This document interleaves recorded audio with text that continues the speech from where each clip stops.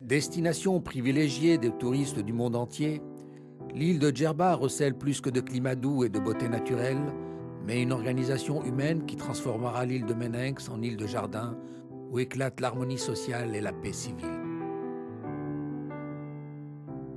Pourtant, la terre de Djerba n'est qu'un morceau de désert sans ressources, encerclé par la mer, dont le premier nom de Meninx désignait l'absence d'eau. Au cours de son histoire, les habitants ont élaboré une organisation humaine décentralisée basée sur l'autarcie. Les institutions d'intérêt public sont faiblement représentées, tandis que les intérêts collectifs ont été préservés au sein d'un maillage communautaire organisé en réseaux familiaux. Au sein de leurs habitations fortifiées, organisées autour de territoires délimités, le clan familial devait assurer pleinement ses besoins d'eau, de sécurité, d'alimentation, d'éducation et de responsabilité civile. Ce concept d'autarcie constitua les bases du développement et un modèle de développement durable qui favorisera le succès économique de la communauté djerbienne. Il y a d'abord le rempart aquatique, d'une géographie naturelle de l'île encerclée par la mer, où les habitants se reconnaissent dans un sentiment d'homogénéité renforcé par les aspirations au refuge et à la paix. À l'origine de l'établissement dans l'île, il y a l'idée de fuite. Djerba est ce lieu d'oubli et d'intégration pour les marins rescapés de la guerre du Péloponnèse, pour les premiers juifs de l'Exode après la destruction du temple de Jérusalem, pour les kharijites de l'islam ou les rigoristes ibadites, soucieux d'une pratique orthodoxe de la religion, ou encore pour les derniers rescapés d'un rêve européen. Toute une histoire à écrire et dont les secrets sont enfouis dans la terre. L'histoire a constitué un rempart identitaire des Iliens. Leurs origines de dévots a façonné chez ses habitants un conservatisme social qui renforce le sentiment identitaire et un communautarisme qui suscita bien des jalousies.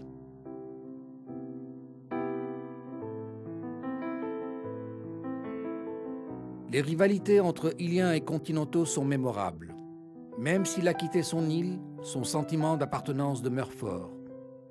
À ses yeux, même le migrant établi dans l'île depuis plusieurs décennies demeure à Akkari, à Abessi, à Arbi, où on le désigne de sa région originaire. Les continentaux redoutaient cet esprit communautaire des Iliens, indépendants, soucieux de commerce et de comptabilité, constitués en réseau social peu perméable, avec un conservatisme de bigot. Leur île paraissait bien inhospitalière. C'est l'île aux scorpions, de l'inconfort, de l'insuffisance alimentaire, où coule la djerbienne, pour désigner lamentablement les maux de ventre qui n'épargnent pas les visiteurs. Les secrets de l'île ne s'en trouvèrent que plus renforcés par la préservation d'un cadre naturel d'une beauté exceptionnelle.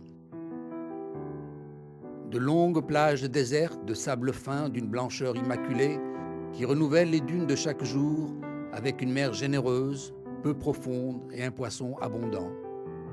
Cette autre image de Djerba est promue aux Occidentaux en faveur d'un tourisme balnéaire avec le mythe de l'oubli. L'île des lotophages, ce produit mystérieux rapporté par les récits d'Homère qui fit oublier à Ulysse son Ithaque natal. Le mystère des lotophages demeure énigmatique. Est-ce un fruit disparu, une drogue dont on tairait la promotion, ou est-ce simplement la désignation de ces beautés naturelles qui font oublier bien des soucis? Le mystère est entier et c'est un argument de promotion pour Djerba.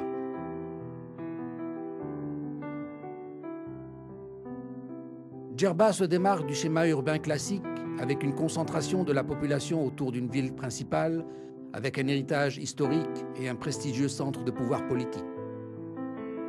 Il y a peu d'institutions publiques chargées d'assurer les responsabilités collectives de protection, de service et de satisfaction des besoins de la population. La principale ville de Humtsuk n'est qu'un lieu de marché hebdomadaire qui porte son nom originaire, dont le développement et les responsabilités sont récentes et croissantes. Les Djerbiens sont essentiellement des ruraux qui vivent dans leur campagne.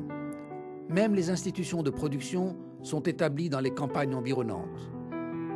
La typographie fait toujours référence à des lieux de ferronnerie, d'huilerie et de fours qui ont pourtant disparu.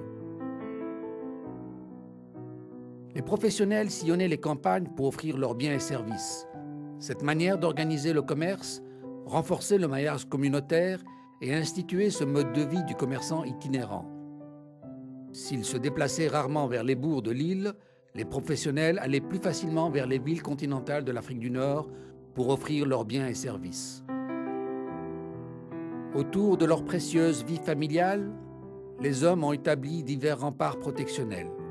Depuis le Houch fortifié et son domaine, organisé en autarcie pour répondre aux besoins de sécurité et d'approvisionnement, avec les limites territoriales imposées par de gigantesques tabias et le dédale de sentiers chargés de préserver l'intimité du voisinage, ainsi qu'un réseau communautaire qui s'appuie sur le nom et la possession de terres pour perpétuer l'unité de son corps sur des générations.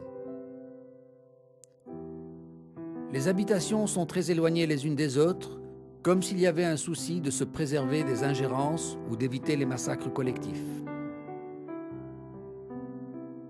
Le Houch est l'archétype de l'habitation de Djerba. Son architecture ressemble au style méditerranéen d'édifices blancs avec des lignes droites et ondulées. C'est une sorte de manoir renforcé, conçu pour être solide. Il répondait à des besoins de sécurité et d'autonomie dictés par les conditions de pauvreté des ressources, de rareté de l'eau et d'absence de pouvoir centralisateur. Le Houch de Djerba est tout un symbole patrimonial indiquant le lieu d'ancrage de la famille originaire et abritait la famille élargie. Bâti avec de larges murs de pierre sur un plan en carré ou en rectangle, autour d'une cour à ciel ouvert, des pièces autonomes pour appartements sont construites parfois en duplex sur 2 niveaux. À l'intérieur, des nivellations sur le sol et sur les murs pour meubler les lieux d'accueil, de sommeil ou de rangement. Les pièces sont légèrement creusées pour récupérer la fraîcheur du sol, avec des ouvertures et des coupoles destinées à favoriser la circulation de l'air et permettre une aération naturelle. Réalisées avec la seule utilisation de matériel local, les pièces du Houch traditionnel sont construites en longueur, avec des largeurs qui ne dépassent pas 2,50 m, en raison de la limite imposée par les palmes utilisées pour la fabrication des toits. Les pièces surélevées étaient utilisées comme guets. Avec des ouvertures aux 4 vents, elles permettaient de fraîches soirées lors des chaleurs de l'été.